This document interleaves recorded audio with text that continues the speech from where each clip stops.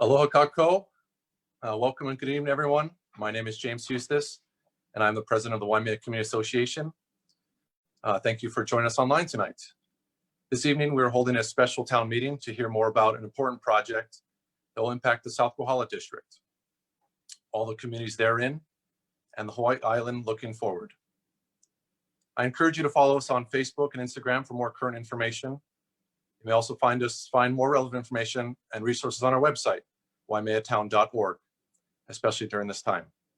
We strive to keep our accounts active and up to date.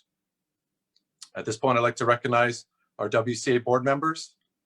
First off, our Vice President, Michael Donnelly, our Treasurer, Louis Dubois, our Secretary, Frankie Pang, our Assistant Secretary, Patty Cook, and our Directors, Riley Smith, Nancy Carr Smith, Llewellyn Kumalai, David Greenwell,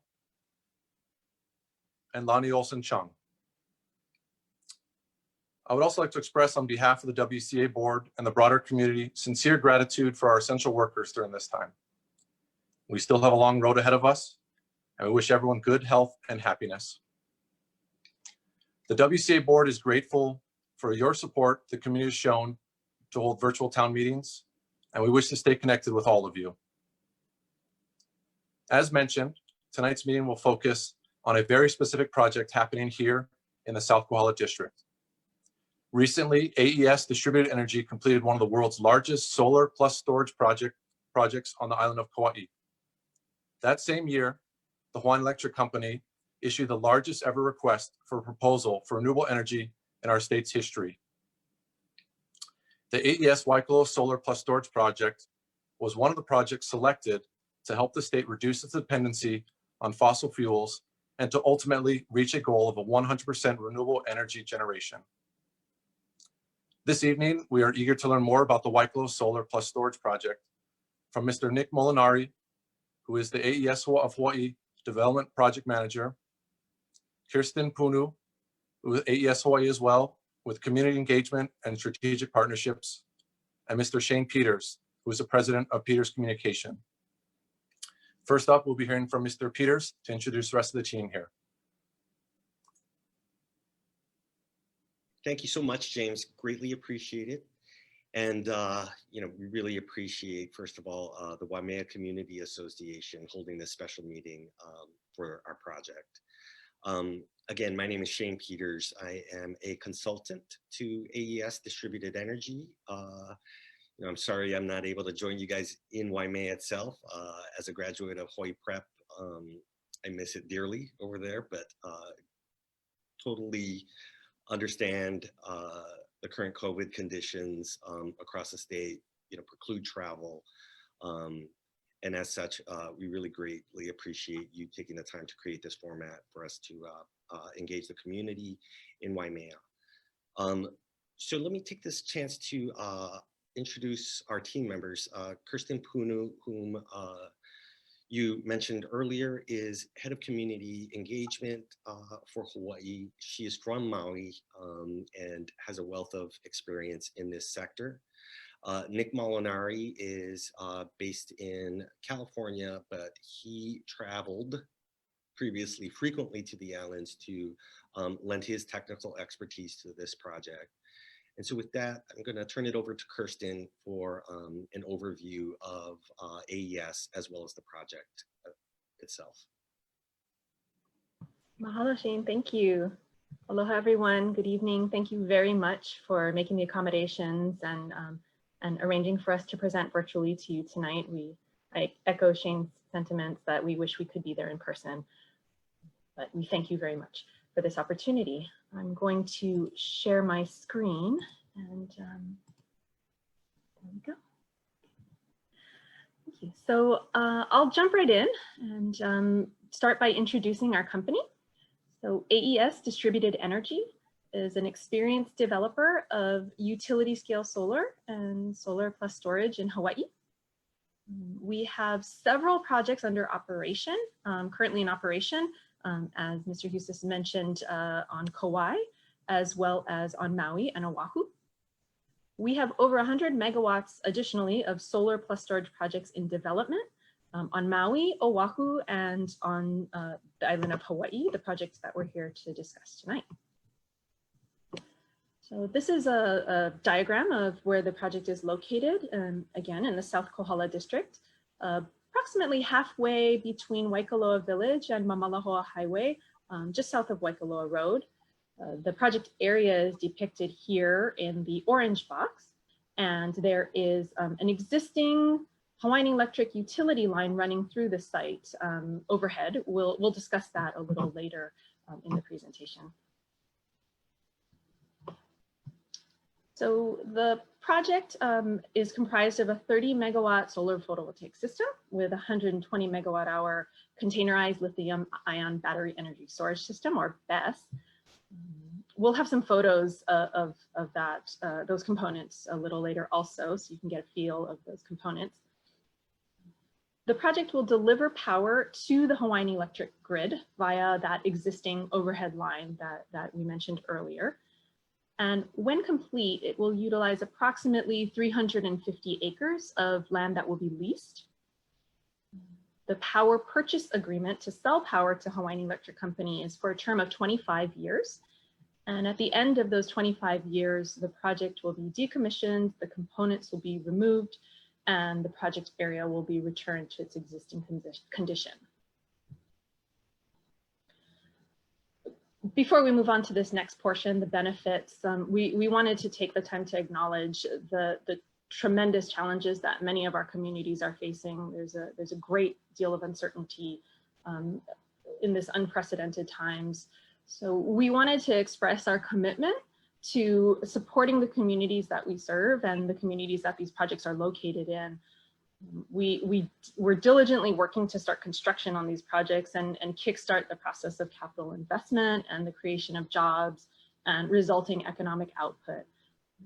We did some economic impact analysis, and it's estimated that approximately 209 jobs will be created through the construction of the project, as well as resulting economic output of about $50 million.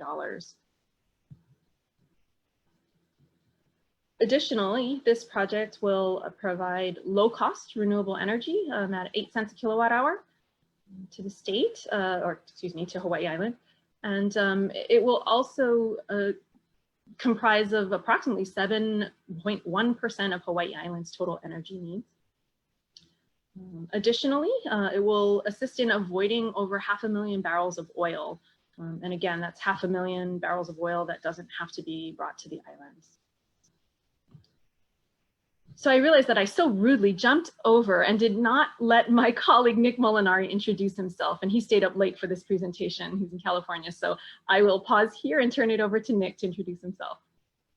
No worries. Hey everybody, Nick Molinari, the Project Development Manager with AES Distributed Energy.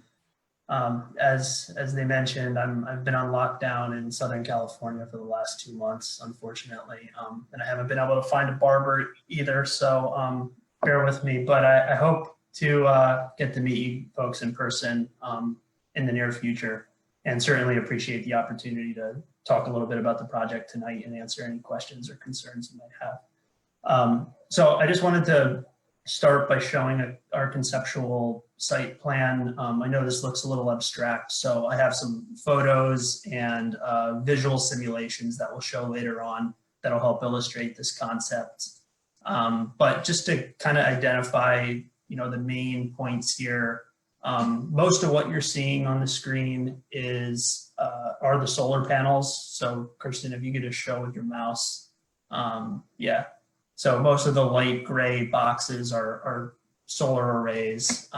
You can see throughout the dark gray lines that kind of run perpendicular off Waikoloa Road are a network of existing and new access roads that would be used to facilitate access throughout the project area.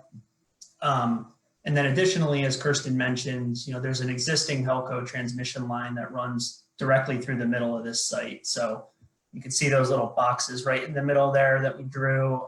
Those would be the new project substations, and we would tap right off those into the existing high voltage transmission line So that was one of the main reasons why this site was chosen.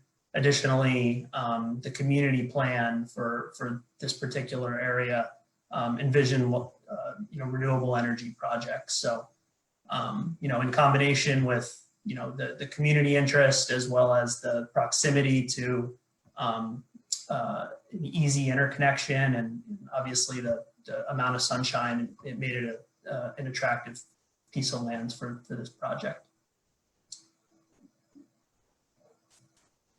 So we mentioned our project on Kauai a couple times, and so this is an aerial shot of it. Believe it or not, this project's actually a little bit smaller than the project at Waikoloa. This went online in 2018. It's been up and running for about 1.5 years now. At the time, it was the largest solar plus storage project in the world. But the way this industry moves so fast, it was quickly surpassed, but continues to be one of the largest solar plus storage projects in the state of Hawaii. The reason I wanted to show this is, it kind of illustrates what the site plan that we just showed. Additionally, you can kind of get a sense for the panels themselves. You can see how the battery containers are dispersed throughout the arrays, and then additionally, right in the middle there's a substation. So it's a very similar layout and a very similar setup as what we're proposing on at the Waikoloa project. So now just kind of zooming in on the equipment itself, you can see in the top left there. So those are the solar panels. And so they follow the sun. It's a tracking system. So it'll follow the sun from the morning. They'll be facing due east, and then throughout the day, it'll slowly follow the sun till it hits due west. At their maximum height, we're looking at about 13.5 feet.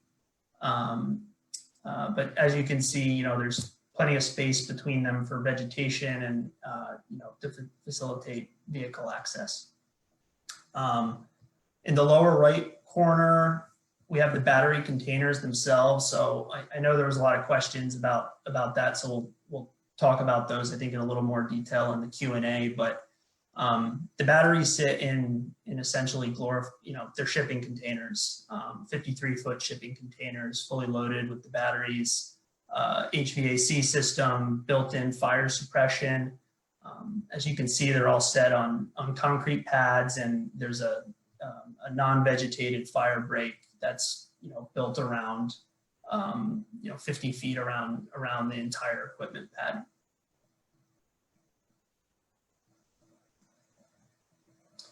So we prepared some visual renderings of the project site.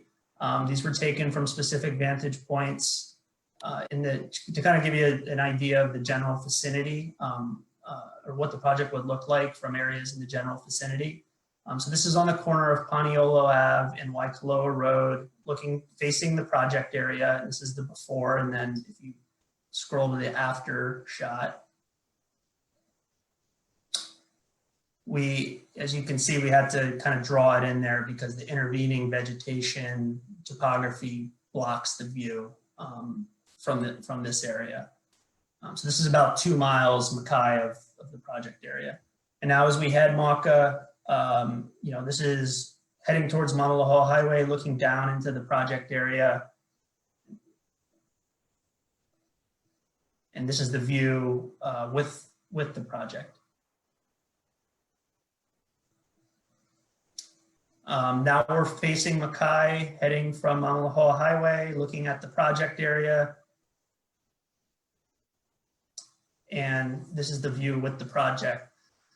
We are exploring, so we're looking at some different options as far as potential landscaping along to kind of soften some of the views along Waikoloa Road, trying to be sensitive to the history of wildfires in this area. So introducing new combustible material is something we're trying to be cautious about.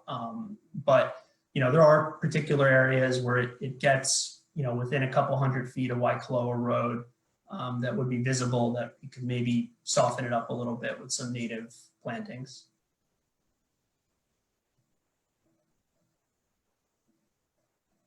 And then heading further up Waikoloa Road, looking down towards the project area, you can see the pu'u out there in the distance. If you want to hit the after. Oh, yeah, so it's a little hard to see, but that's the after shot. And then we got one too from Mauna Highway, looking down. You could kind of see the pu'u there in the distance, and then with the project. Yeah.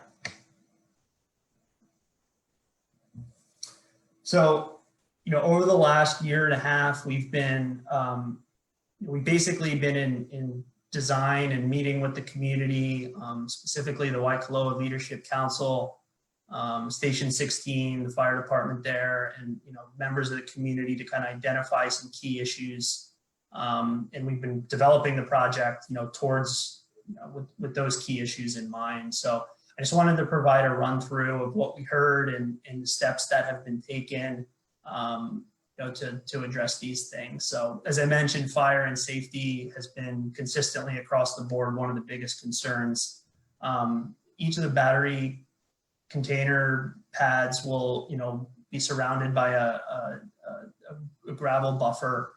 Additionally, the entire project perimeter would be maintained with non-vegetation. The batteries themselves, everybody always asks about the batteries themselves and the containers. So, they have a built-in fire suppression system, advanced controls and monitoring so that, any sort of reaction would be contained. Stormwater runoff was another major consideration. So we designed the project so that any additional runoff that's created from the project facilities would be contained on site. So, we don't have to worry about creating flooding either on site or on neighboring or adjacent properties. And additionally, don't have to worry about, discharges downstream. Unexploded ordnance. So this is in the Waikoloa maneuver area. We've spoken to the Department of Health and the U.S. Army Corps, and we're in the process of developing a site-specific UXO safety plan that will be implemented during construction and operation of the project. We have had some preliminary surveys done, and we have kind of used that as a way to establish what our practice is going to be for the actual construction of the project. And then traffic, we're going to have a traffic management plan that'll be put in place, prior to construction. The way it's being planned, any of the deliveries that, the equipment deliveries would be done outside of peak hours. Additionally, all parking and staging would all be done on site. So there wouldn't be any backup or congestion along Waikoloa Road.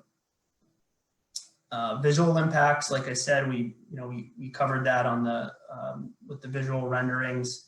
And then culture and archaeology.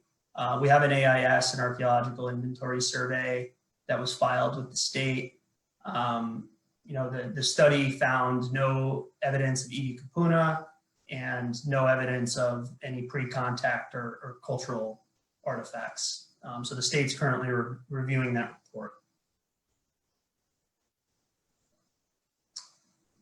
Just on the timeline as to where we are, I think there was a question on construction start date. So, up to this point, since the power contract was awarded in 2018, up till now, we've really been focused on design and engineering and community engagement. And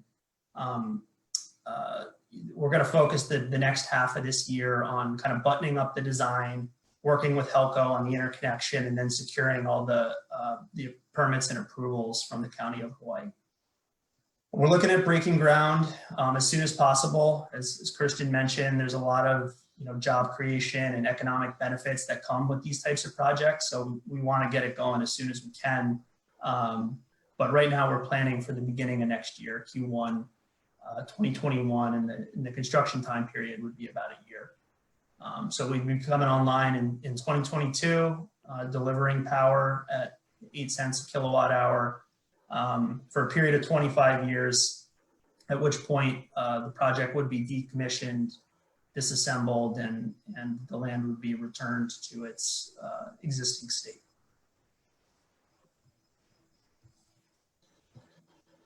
To me, say thank you very much again for this opportunity. I think we're turning it over to James, and if you do have any further information or you don't get your question answered, we have a project-specific email, waikoloasolar@aes.com, as well as a project website, www.waikoloasolar.com.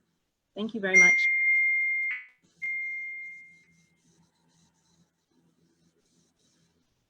Okay, well, thank you very much for that informative information and all your attention to detail there and answering some of the questions that we shared with you already.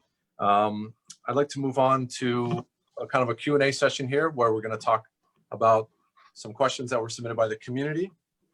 Many of these questions have already been submitted. We're trying to capture some online that are live right now. And so we thank you to those that submitted them earlier, and we'll try to do our best to capture those on live as well. So we're going to take about the next 10 to 15 minutes here to answer some community questions. We have all our panelists here and our presenters, so let's see if we can dive right into it. All right, so for our first question, I know you kind of touched on this a little bit, but it's more about the site and the particular site. How was this particular site chosen? I know there were some intricacies about the site itself and its relation to the communities, but why here at this particular place? Yeah, I can go ahead and take that one. Thanks for the question. So yeah, the primary reason, as we mentioned, in addition to the alignment with the community plan, this particular site has an existing transmission line that runs right through it that has capacity on it. So from an interconnection with HELCO standpoint, it was as easy as it gets and as good as it gets. Versus other types of projects where you have to run miles and miles of new utility infrastructure just to get to a place to tie in. So we could do it right on site. Thank you. Our next question is about more about the community and the benefits for the community. You did mention something about the jobs. If you could elaborate on how that may apply to the communities and the populace here, the residents. So what are the community benefits, especially to Waikolo Village, since it's in close proximity? What are some of the benefits for the community there? Kristen, do you want to take that? Sure. I think, we're looking at community benefits. We do our best to include into our RFPs for work to be done that local considerations for local employers are put into those contracts. Yeah, so I think I can elaborate on that, James. Thank you for that question. So, there are several categories of jobs that we typically use to calculate this type of work. There are direct jobs, that is, jobs that are created directly by AES through the creation of this project. And then indirect jobs, which are associated work that might be contractors and others that are associated with the execution of the construction or the ongoing operation of these projects. And then there's induced jobs, that is, the spending created within these communities benefit the immediate and surrounding areas. And that's basically created by all of these folks that are employed directly and their spending in the community. So as it relates to Waikoloa villages or any adjacent communities like Waimea and other places, just imagine sort of the scale of the spending that has to occur when there's $50 million being invested in a project like this within the community. So it's a substantial benefit there. And then as it relates to sort of the broader Hawai'i Island community, we talked about the reduced rates that are being charged to HELCO And then obviously the substantial environmental benefits that we talked about, including the avoidance of 500,000 barrels of oil that get imported into the island. So. Thank you. Thank you for answering that question. Our next is about the total cost of the construction. So what is the total cost of the construction? And could you differentiate between local labor and imported materials that you're bringing into the island? Yeah, so the bulk of the equipment or the solar panels, the batteries are manufactured overseas. The bulk of the installation labor, the site work, the actual nuts and bolts, the actual installation will be done with local labor. So we estimate about 75–80% of that work would be local. The remaining portion would be, specialized manufacturers, representatives that would come over, to commission the equipment and honestly to, help train the local workforce in some of these newer technologies. It makes sense for the manufacturer, versus it's expensive for them to, be flying people over from the mainland or from wherever else. So to have boots on the ground that have the capability to go beyond just the installation, but to be able to commission some of these cutting edge lithium ion systems, it's mutually beneficial. So, like I said, 75–80% is what we assume for the percentage that will be done locally. Yeah, James, if I could, I would just add this particular component to kind of that answer, which is that, we're one of the first on Hawai'i Island as it relates to these large utility scale solar projects. But by no means are we envisioned to be the last. I think what we hope to achieve is that through this particular project, and Nick talked about the amount of local labor that we would use here, is that we're creating a green workforce, not only for this project, but for the future. And so it's long-term employment at a point in time when folks need it most. And it's those types of opportunities that we hope to bring to this North Kohala area. Thank you. A couple of questions that have been coming in about the 8 cents per kilowatt hour. And they're asking about, when does this apply?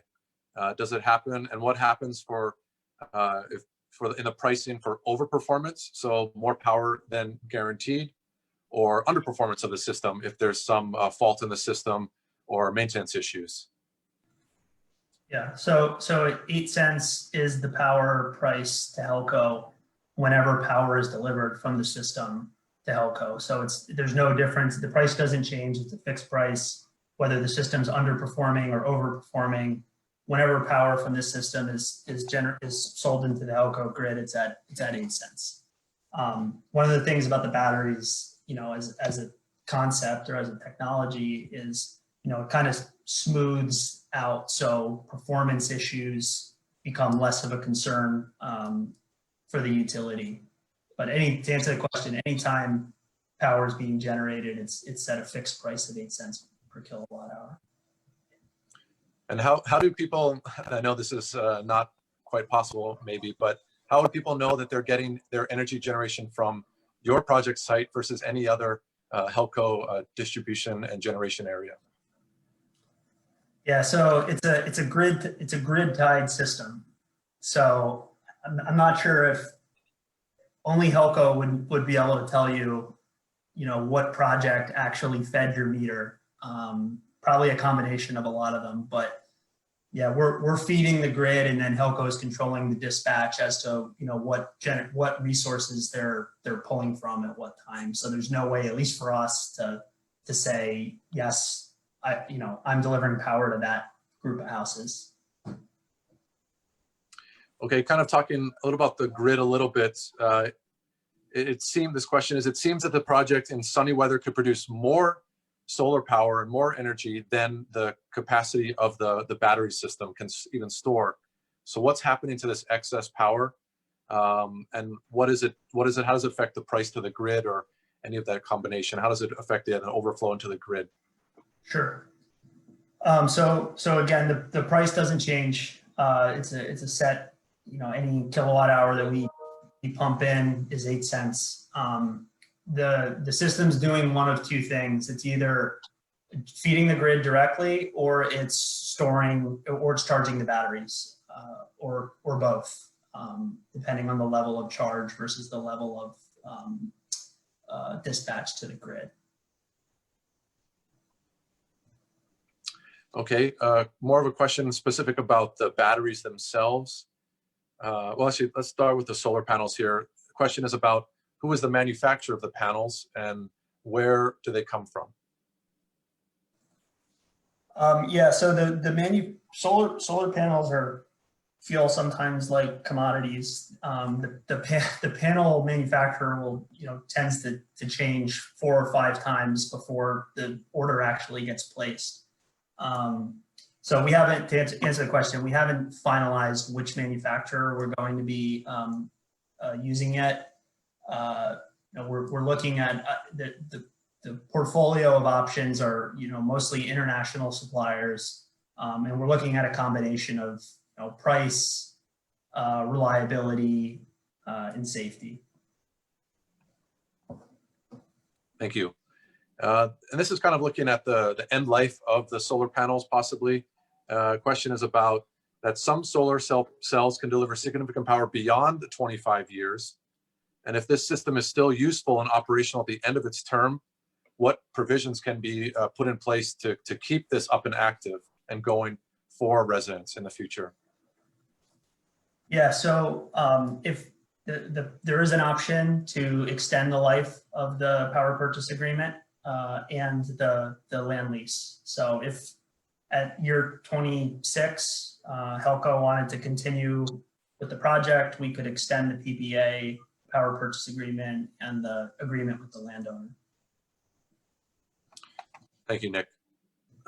Next question kind of goes to the batteries. It's kind of similar question about, you answered about the solar panels and the manufacturer and the distributor of that. What about the battery technology, and what are some impacts of these specific batteries? Yeah, so we chose, and Kirsten, I'm sorry, I'm hogging the mic, getting excited about all this stuff. I've been in a house for 2 months, actually in this room. So interrupt me if you want, but we chose lithium ion for the batteries. We're working with Samsung, who, obviously is one of the most mature battery manufacturers in the world. They make everything from electric vehicle batteries to cell phone batteries, laptop, etc. And they're extremely experienced in grid storage. So, this particular technology is attractive because of its combination of, reliability, the depth of charge, so the amount of charge that they can sustain and the rate at which it can dispatch, and then safety is the other key factor we're looking at in selecting a battery. But it's Samsung lithium ion. And then kind of similarly on the batteries there, sorry, Shane, I know you probably want to jump in and say something. Will the battery storage system be able to stabilize the grid as well? Or is it really only on for generation on the site and the collection of energy there and then distribution across the grid? Or can it come the other way from HELCO distribution sites elsewhere and be able to stabilize the grid? Yes, so that's what it's designed to have that capability. So, smoothing out some of the instability of the grid is one of the advantages of using this type of system. So it can't, the second part of that question, we can't discharge back, sorry, HELCO cannot charge our batteries with their power. I understood the second part of the question is asking that. So to clarify, HELCO can't charge our batteries. Only our system can charge the batteries. But absolutely, smoothing out the grid is one of the advantages. Yeah, I would just expand on that a little bit. It's kind of the sheer virtue of having a battery system is that it basically dispatches energy on demand. So the grid, if you will, is up and down as far as demand goes. And so the battery basically because it can be activated and distribute energy upon demand when those spikes occur. It helps, you know, in and of itself, as a virtue of its existence. It helps smooth out sort of demand and meet demand when it needs energy most. So that's kind of the concept. I was just going to elaborate on one other thing earlier that's really important to understand about these battery storage systems is that they're modular in nature, right? These are rack battery mounted. So if you go into those containers, basically you'll see racks of batteries within each of those with fire suppression systems and the like. But the reason it's really important to understand that they're modular is that if any one battery within that battery array or the battery storage system goes down, you simply swap it out. You take it out if there's any problems and you replace it with another. And it's that sort of modular design that helps to keep it really easy to sustain, really cost efficient and effective and very safe. Thank you, Shane. Thank you, Nick. Let's see, the next question, let's kind of go back to kind of a community here, community benefits. How will the reduced rates for power generation to HELCO translate into reduced rates for consumers? Is that a PUC decision or a HELCO decision? Yeah, that's a really tough one in that, you know, AES and their responsibility is to try and get the cheapest input to HELCO. That is the cheapest power that they can buy. At 8 cents a kilowatt hour, it's almost half of what traditional fossil fuel-based power sources would typically cost, 15 cents or so. So it's about half that cost. The ultimate objective is hopefully that reduces overall cost to ratepayers on the island.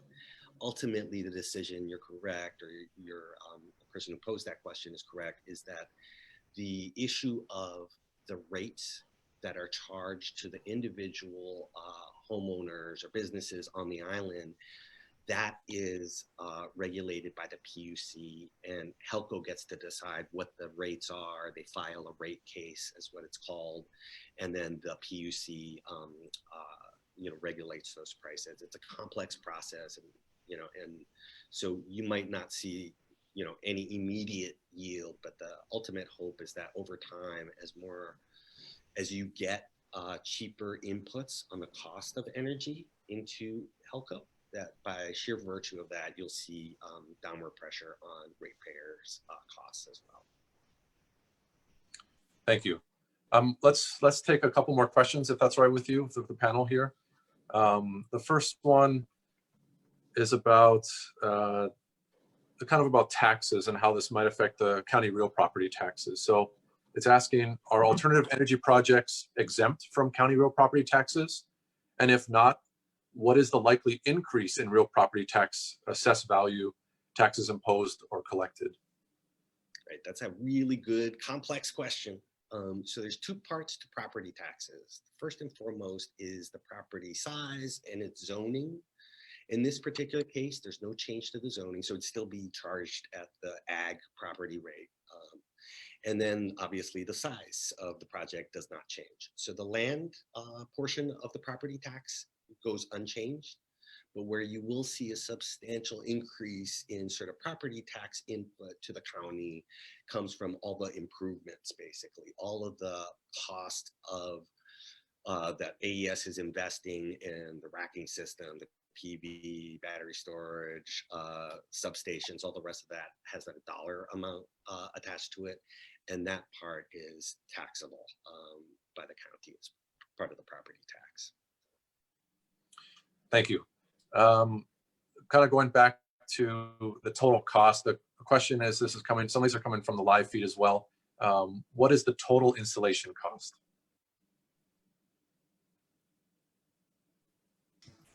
The total installation cost is around 40 million. Okay. This time, we haven't selected a contractor yet, but we're assuming approximately $40 million. Okay, and we'll do one more question, if that's all right with everyone, about the decommissioning side. So the end of the project, end of the life of the project, and they'd like to know have you clarify more about how the decommissioning guarantee works? Is the return of the land to the current condition guaranteed? Is there a trust fund, a bond, or does this rely on AES still being in business in 25 years? Kristen, you want to take that?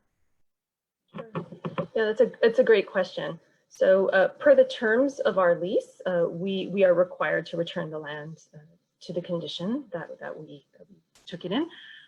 We haven't yet decided on, or the mechanism for that hasn't yet been decided, but it will not rely on, there will be some sort of performance guarantee that will not rely on the company being in business in 25 years. Although I do hope we are here. Yes, thank you very much.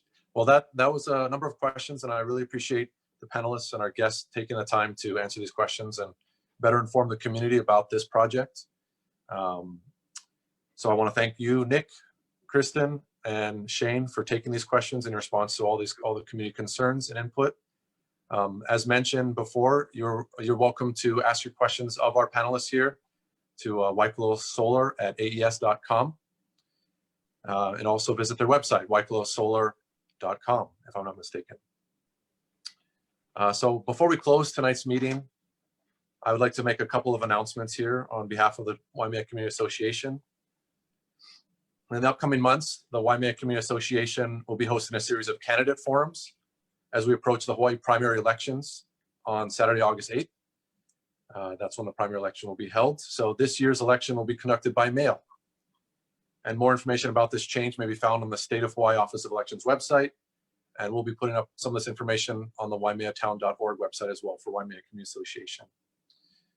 While we're unable to meet in person for our normal candidate debates and forums as we've had in the past, we will be convening again online to learn about those candidates seeking election. Our first candidate forum will be about the mayoral race, the mayoral candidate forum, and we'll be holding this on Monday, June 8th and Tuesday, June 9th. And if more candidates do file their paperwork, we will be looking at identifying Wednesday, June 10th as another possibility. The lineup and agenda for those evenings will be published on our website. And then we're also looking later in June to Tuesday, June 23rd, to talk to and listen to our county council candidates and have a forum with them for Districts 1 and District 9. Those are some upcoming things that were happening here with Waimea Community Association. And we wanted to keep you informed about the things that are impacting our communities here. So once again, I want to thank our presenters here with AES. I want to thank Kirsten, Shane, and Nick for joining us this evening. I want to thank everyone for joining us online tonight, for submitting questions and being part of this conversation. I thank our guest speakers for all their time and their expertise here on the call with us. And on behalf of the Waimea Community Association Board, I wish you good health, be well, aloha. Have a good night.